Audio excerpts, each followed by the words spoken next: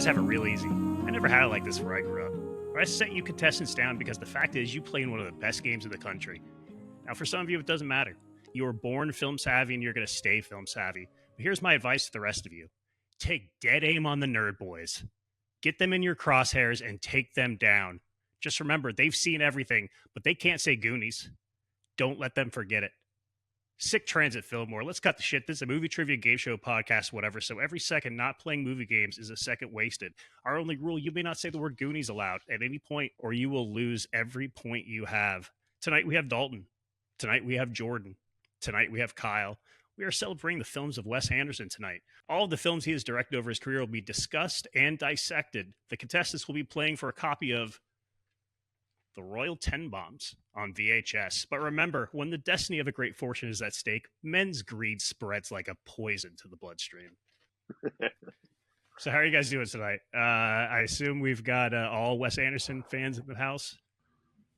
Oh yeah, big fan here. Been fan since I was a wee lad. I rented Rushmore at my aunt's house when I was a little kid when I was visiting, and she came in the scene where they're talking about hand jobs, and that gave me quite a reputation with my family. Yeah, I imagine it would. Dalton, what about you? What's your favorite? My favorite, I think, would have to be Life Aquatic. And that was like the first one I think I saw that really got me into him too. Like, Yeah, I was aware of Rushmore and Royal Tenenbaums, but I hadn't like really watched them. But after that, I kind of like started getting into his stuff. And I caught like Bottle Rocket on like Showtime at 3 a.m. one time, and I was like, even this is like his stripped down, like no budget stuff is still great. Yeah. Yeah, for sure. His style even apparent into that first one.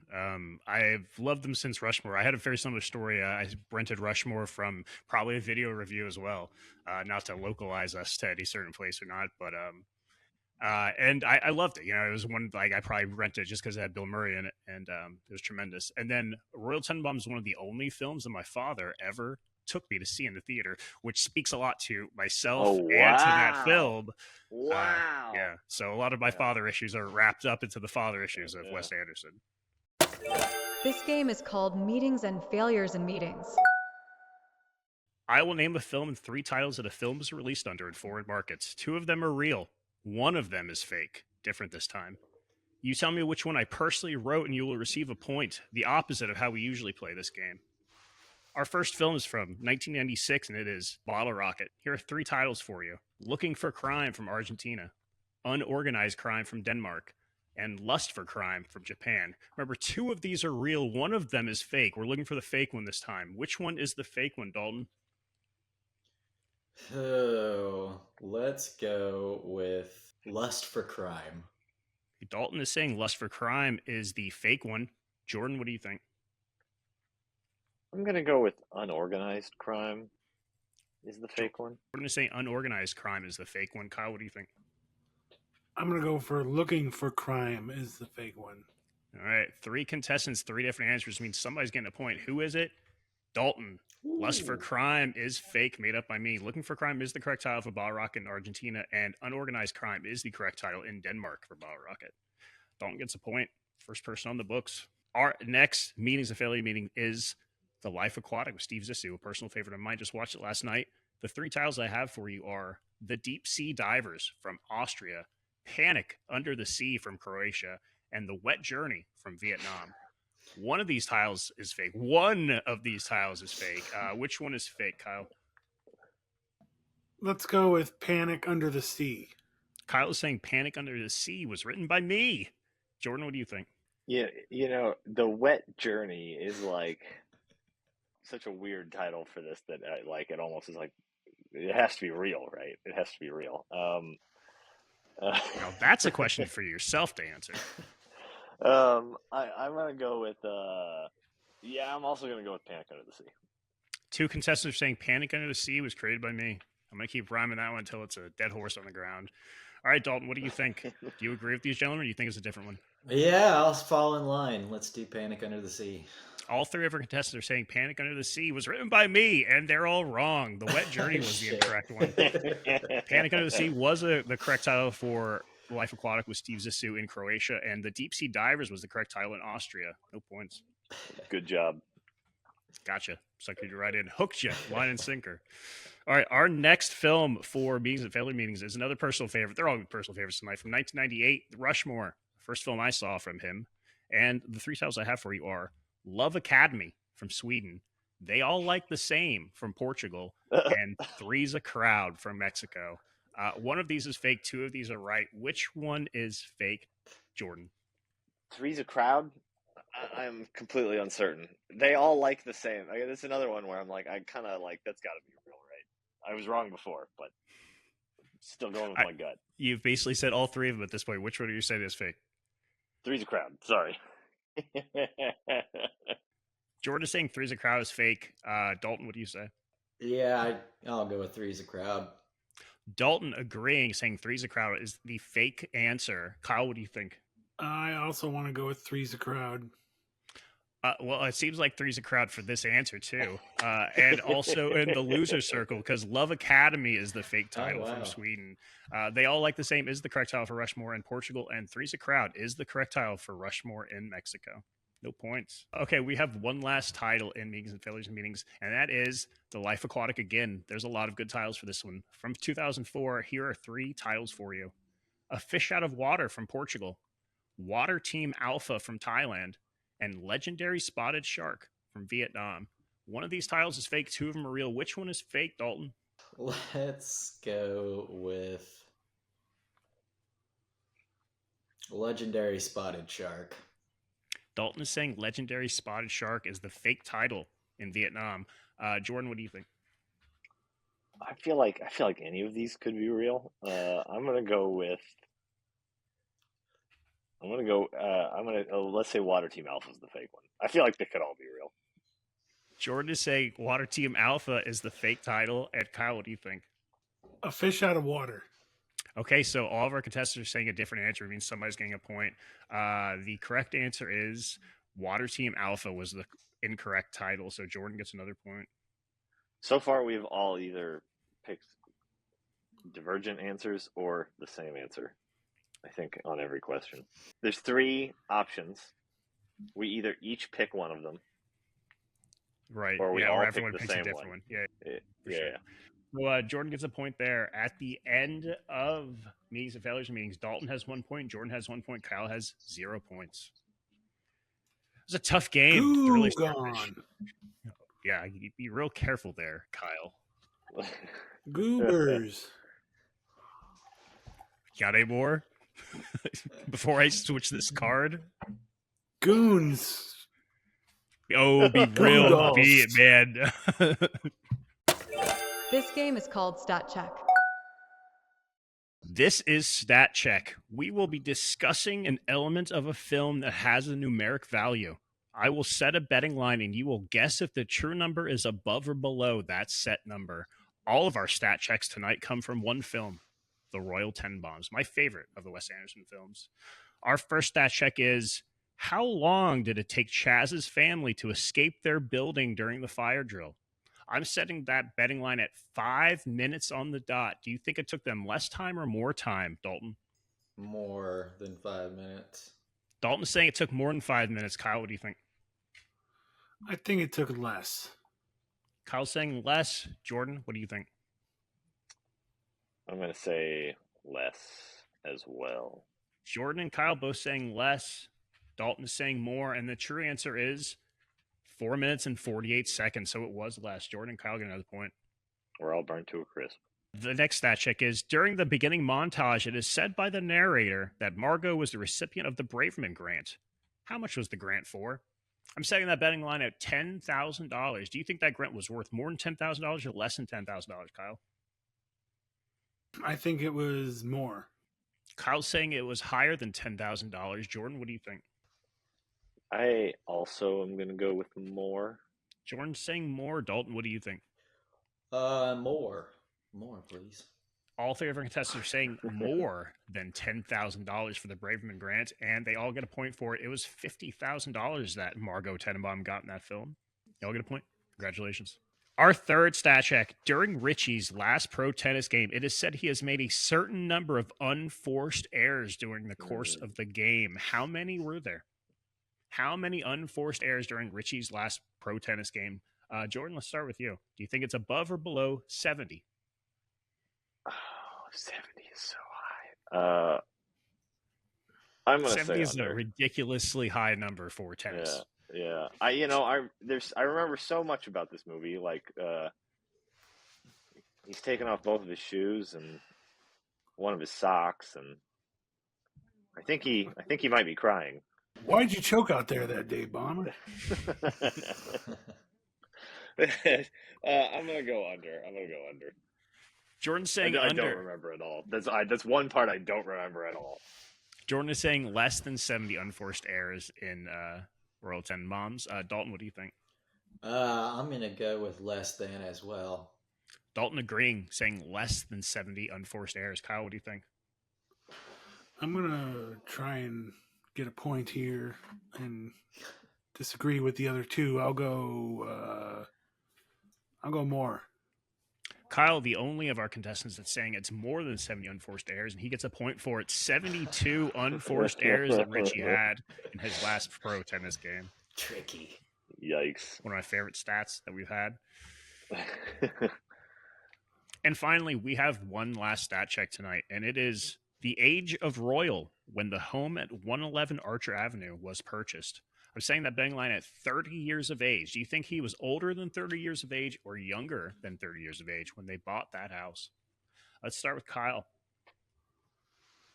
Let's see. I think it was lower. Kyle's saying younger than 30 years of age. Dalton, what do you think? Yeah, I'm gonna go with younger than 30. Yeah. Dalton agreeing with Kyle, saying younger than 30 years of age at time of house purchase. Jordan, what do you think? I'm gonna guess higher just to be different. I think. Jordan is saying he was older than 30 years of age at time of house purchase. The other two contestants are saying he's younger, and Jordan gets a point for it. He was 35 when he bought the house at 111 Archer Avenue. Thank you for telling me that, Alec Baldwin. So Jordan got another point there and put himself into the lead. Jordan has 4 points. Kyle has 3. Dalton has 2 at the end of stat check. Just like a regular Wes Anderson family, you guys are all at odds. As long as the two of us aren't fucking. Yet, night's still young. Don't get nasty, brother. So glad I remembered to say that. I don't think it is illegal. This game is called The Imposter. This is The Imposter. I will name one of Wes Anderson's films and 3 actors. 2 of those actors were actually in that film, but one of them was not. Figure out The Imposter and gain a point. Our first film is from 2023 and is Asteroid City. Here are 3 actors for you. Frances McDormand, Matt Dillon, and Bryan Cranston. 2 of these actors were in the film. One of them was not. Who was not, Jordan? I'm going to say Matt Dillon was not, although this is one of the ones that I haven't actually seen. Jordan is saying Matt Dillon wasn't in Asteroid City. Kyle, what do you think? I've seen it, but I don't remembers it. I'm going to go with Matt Dillon as well. Jordan and Kyle both saying Matt Dillon was not in Asteroid City. Dalton, what do you think? I watched some of it and remember some of it. Hopefully it's a point with at least 2 of these actors in it. I'm going to choose Matt Dillon. All 3 of our contestants are saying Matt Dillon was not in Asteroid City, and the true answer is Frances McDormand was not in Asteroid City. Matt Dillon plays the mechanic in the beginning of the film that's working on the car. I don't remember enough of it then. Yeah. So no points. Frances McDormand was not in Asteroid City. Our next film from The Imposter is from 2014, The Grand Budapest Hotel. And you might be trying to look at this poster, trying to gather who was in it, but I replaced everybody with Bill Murray. So good luck. Your 3 actors are Owen Wilson, Luke Wilson, and Bob Balaban. Which one of these actors was not in Grand Budapest Hotel? And let's start with our lobby boy for the night, Dalton. Who do you think it is? Luke Wilson. Dalton is saying Luke Wilson was not in Grand Budapest Hotel. Jordan, what do you think? I also think it's Luke Wilson. Jordan agreeing, saying Luke Wilson. Kyle, what do you think? I also think it is Luke Wilson. All three of our contestants are saying Luke Wilson was not in Grand Budapest Hotel, and they're going home with a point because they're correct. Luke Wilson was not in Grand Budapest Hotel. I was Owen like Wilson trying to bought remember who all is in that scene where they go through all of the different concierges. Yeah, Right. Yeah, I was like, oh man, wait, is one of them him? It totally could be. totally could be. It wasn't. Yeah. One of them was Owen Wilson. That's where he appears in that film. Yeah. Our next film for the imposter is from 2021, The French Dispatch, one that I have not seen much of. I think I've seen it once. Here are three actors for you: Jude Law, Christoph Waltz, and Fisher Stevens. Two of these actors were actually in French Dispatch. One of them was not. Who was not, Kyle? The right guy? Fisher Stevens, the guy with the glasses. Yeah. Kyle's saying Fisher Stevens was not in French Dispatch. Jordan, what do you think? I also saw this movie once. I liked it quite a bit, but I'm not sure about this. I'm gonna go with Christoph Waltz. Jordan saying Christoph Waltz. Kyle's saying Fisher Stevens. Dalton, what do you say? I think also Christoph Waltz. Jordan and Dalton are both saying Christoph Waltz was not in French Dispatch. Kyle is saying Fisher Stevens. Nobody got the right answer. Jude Law is not in French Dispatch. No points. I should have went with the one who I knew his name. Yeah, you should have. Should have. Yeah, I guess I don't remember what his segment is. I remember the Timothy Chalamet one, and I remember the Benicio del Toro. That part's pretty interesting. Yeah, I don't know. I guess there's some bits I don't remember. Yeah, at least featuring Christoph Waltz. Yeah. All right, one last film left in the imposter to discuss, and it's from 2018, Isle of Dogs. I love this one. I think it's really good. I like it better than Fantastic Mr. Fox, which seems to get everybody else's personal credit, but this one's great. Your three actors are Yoko Ono, Courtney B. Vance, and Adrian Brody. Two of these actors were actually in Isle of Dogs. One of them was not. Who was not, Dalton? Oh, I truly don't know. I'm gonna say Adrian Brody. Dalton saying Adrian Brody. Kyle, what do you think? I'll go with Adrian Brody as well. Kyle's also saying Adrian Brody. Jordan, what do you think? I'm gonna say Courtney B. not appearing in this picture. All right, Dalton and Kyle are saying Adrian Brody was not in Isle of Dogs. Jordan is saying Courtney B. Vance was not. But he was the narrator. Adrian Brody was not in that film. Damn. Dalton and Kyle both get a point. Excellent. Yeah, quite excellent for you. You've just moved into a tie for first place with Jordan. 5 points apiece, both of you guys have. Dalton has 4, just right behind you guys. It's a close one. This is a game we have not played in a very long time, but it seems fitting to bring it back for this episode. I will name 3 songs from a single film soundtrack. You will guess which film that soundtrack comes from. So I hope you know your Wes Anderson movie music. Our first soundtrack is Ramblin' Man by Hank Williams, Cold Cold Heart by Hank Williams, and Honky Tonkin' by Hank Williams. Is that soundtrack from Moonrise Kingdom, French Dispatch, Asteroid City, or the Darjeeling Limited? Let's start with you, Kyle. Let's go with Asteroid City. Kyle's saying Asteroid City was the film that had all these Hank Williams songs in it. Jordan, what do you think? I also am going to go with Asteroid City. Yeah, I think that's right. Jordan agreeing that Asteroid City featured 3 Hank Williams songs. Dalton, what do you think? Yeah, Asteroid City. We've got a consensus. All 3 of our contestants are saying that Asteroid City featured Ramblin' Man, Cold Cold Heart, and Honky Tonkin' from Hank Williams. And the true answer is Moonrise Kingdom featured those 3 songs. No points. That would have been my second guess. It's another one. I saw it in the theater, and I don't think I've seen that one since, actually. I thought it was great, but I think being it's kind of like a kid's movie. It's just not one I revisit in the same way you do some of the other ones, right? Yeah, I like that one though. It's got a certain style to it that the other ones don't have. I guess I can't agree with you that it's more of like a kids focused one at least. Still worth viewing, my opinion. I mean, I liked it. Again, I thought it was really good. I just haven't seen it since the theater. Here are 3 more songs for you.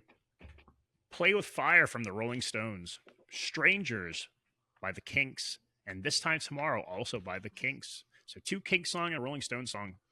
Is this soundtrack from Rushmore, Royal Tenenbaums, French Dispatch, or the Darjeeling Limited? Dalton, let's start with you. Which film is this soundtrack from? I'm gonna go with, because I really don't remember. I'm gonna go with the Darjeeling Limited. Dalton saying the Darjeeling Limited featured these 3 songs. Kyle, what do you think? Let's go with the French Dispatch. Kyle's saying the French Dispatch featured "Play with Fire" by the Rolling Stones and the 2 Kink songs. Jordan, what do you think? I think it's Darjeeling Limited. Jordan agreeing with Dalton, saying Darjeeling Limited. Kyle is saying the French Dispatch, and the true answer is the Darjeeling Limited. Cool. Jordan and Dalton both get a point. I did have the soundtrack for that one. But I couldn't. I was also like, I had the soundtrack for 3 of the 4 of those, and I was like, fuck it. Yeah, I wasn't quite Which sure. one did it actually, come from? as much as I would have liked to have been. Yeah, for sure. One of my favorite Rolling Stone songs, "Play with Fire." yeah, it's good. All right, here's another set of 3 songs. "Street Fighting Man" by the Rolling Stones, "I Get Around" by the Beach Boys, and "Buckeye Jim" performed by Burl Ives. Does that soundtrack come from Isle of Dogs, Fantastic Mr. Fox, Bottle Rocket, or The Wonderful Story of Henry Sugar, his collection of short films that's on Netflix? Jordan, let's start with you. Which movie does this soundtrack come from? Oh boy, this is a tough one. I don't know. Give me Bottle Rocket. Jordan is saying Bottle Rocket featured these 3 songs. Kyle, what do you think? I'll go with Bottle Rocket. 2 for Bottle Rocket. Dalton, what do you think? I'm gonna go with Fantastic Mr. Fox. Dalton is saying Fantastic Mr. Fox featured these 3 songs. Jordan and Kyle are both saying Bottle Rocket, and the true answer is Fantastic Mr. Fox. Dalton gets another nice. point. All right, we have one last soundtrack to talk about, and here are your 3 songs: "Ooh La La" by the Faces, "Oh Yoko" by John Lennon, and "I Am Waiting" by the Rolling Stones. A lot of Rolling Stones songs in his films. Is this soundtrack from Rushmore, Royal Tenenbaums, French Dispatch, or Life Aquatic? Let's start with you, Kyle. Rushmore, final answer. Kyle's saying Rushmore. Dalton, what do you think? Yeah, I'm gonna go with Rushmore. 2 for Rushmore. And Jordan, what do you say? Yes, I believe this is Rushmore. Yeah, I think Ooh La La. I think I remember that. That's in Rushmore. All 3 of our contestants are saying these 3 songs came from Rushmore, and they're correct. Everybody gets a point. I listen to this soundtrack a lot. Yeah, it's a really good one. There's a Who song in that. I forget what the Who song's called, but it's awesome. It's got like tempo changes and I don't know which one it is. Great melodies. Which one is So that? You Are just listened to Forgiven. it last night, Is too. it the end of it? Oh, Oh, yes. oh. Yeah. It's that. It's like it's a whole like story about like a. Fuck, what is the name of that one? I can't believe I'm blanking on this. It is a great song. My name is Iva. I'm an engine driver. Right, like that. In that part of it. Oh, it's a quick one while he's away. That's right. Yeah. Yeah, that's a fun one. The beginning of the end of the end of the beginning has begun. So Wes Anderson has made 11 films as of this recording, but no sequels. Most of you would say, thank God, after that sentence. But tonight I'm going to ask you to craft a plot for a sequel to any of his films. I will judge each sequel pitch and award up to 5 points tonight. So there's only 1 point separating Kyle from the other 2 contestants. So it really comes down to the best sequel pitch tonight. Do we have any takers for who wants to go first? I'll go first. Kyle's going to take the first swing at making a Wes Anderson sequel. Let's hear it. I'm about to sneeze. Okay, I love the character work so Okay, far. so this is a sequel to Rushmore. Okay. Max Fisher is in college and he tries to rob a bank to raise money for his girlfriend who wants to be a fashion designer, and he ends up going to prison. So when he's in prison, he decides to get involved in all the extracurriculars in prison. He becomes head of the prison newspaper. He's socializes with the gangs, and he organizes physical activity for them to do. And by that I mean, softball and baseball and Not walking. And he kind of clashes with the warden of the prison, and eventually he finds his way out, and he has somehow kind of pulled a Andy Dufresne and used his cunningness to give himself a new identity and become a free man on the outside. I do. I like that. I would love to see Max Fisher be put into a prison and then try to navigate that. So honestly, I'm going to give you 4 points for that. Do you have a title? Rushmore 2. Okay. Oh, wait, Rushmore 2, Max and Maximum Security. Okay. It's a little unwieldy, but I'll take it. You got 4 points, Kyle. Excellent. Thank you. All right, let's take Rushmore off the board. You guys can't do Rushmore now, so it'll have to be a different film. Dalton or Jordan, whoever wants to take up the mantle. Well, does it count if mine was going to be a crossover film between that and All right, another you're one? next, Dalton. Just do it. Just All riff right. through it. So it was the Grand Budapest and Rushmore, kind of. So Okay. we take off with Zero Mustafa, who's kind of like just waiting around the hotel, not much going on, and then this big director named Max Fisher comes and wants to make a movie about the Grand Budapest and wants to kind of like get a feel for the place.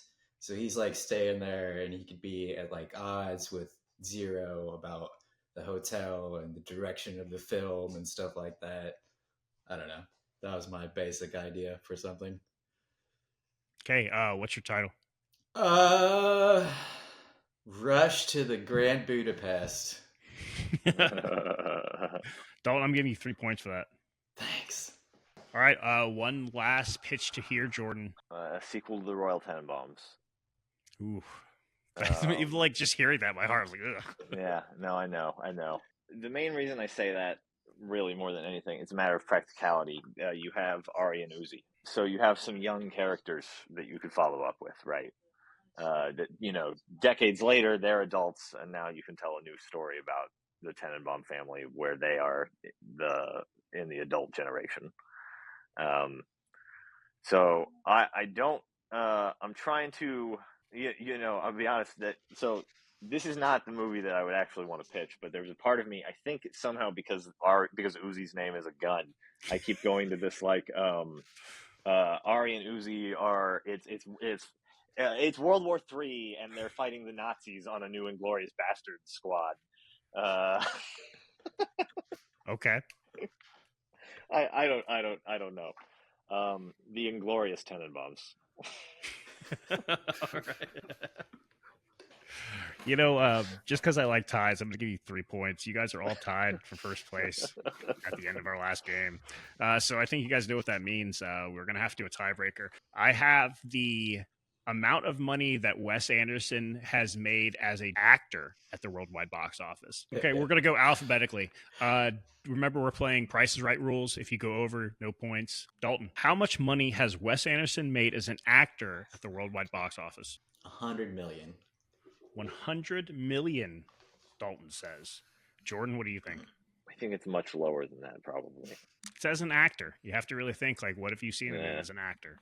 Well, and I'm sure he does, like, you mentioned him doing the voice of something in Royal Tenenbaums, right? So does that count? You know what I mean? Probably. It makes yes, him it would. right?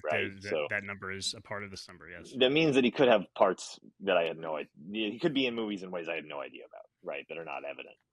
Right. I will tell you that American Express commercial that he did does not count. Okay. It's a great commercial, though. I love it. It's really good.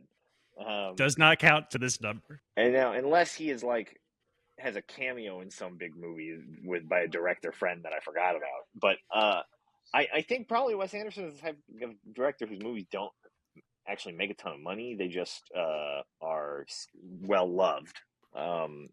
So they generate enough sort of talk to kind of perpetuate, and also they don't cost a fucking arm and a leg either, right?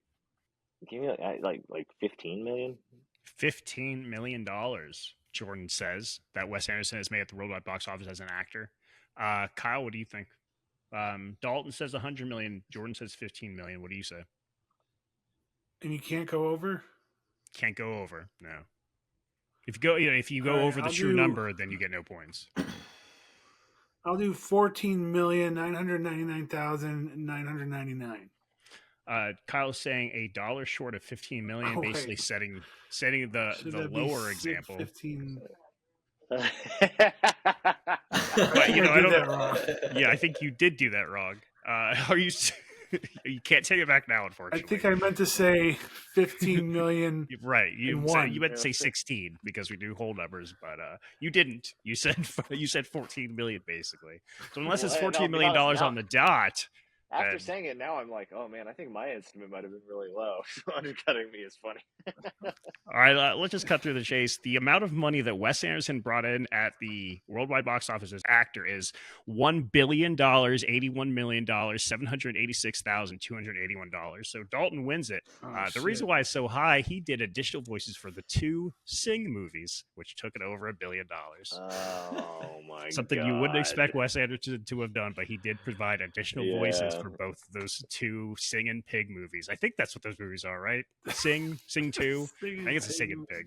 He probably made more money for that than he did for any of his actual fucking movies. Right. So like, Absolutely, you yes, can't by- hardly blame him. Right? Well, Like, as a director, he made $596 million, and as an actor, he brought in over $1 billion. So Dalton wins the Royal Tenenbaums on VHS. Congratulations, Dalton. Hell yeah. very nice. Congratulations. This is an adventure. That's all for Filmwar. We have a new champion. All hail Dalton. He is taking home a copy of the Royal Tenenbaums on VHS. Follow us on Bluesky at Filmwar. View our full video episodes at youtube.com/@Filmwar or at thefilmwar.com. Rate us, share us, kiss us, thrill us. We'll be back in 2 weeks for our 50th episode. That will be an extravaganza, so please join us then. Until then, any last words, gentlemen? I saved Latin. What have you done? Thanks a lot for not picking me. Perfect. All right, Godspeed.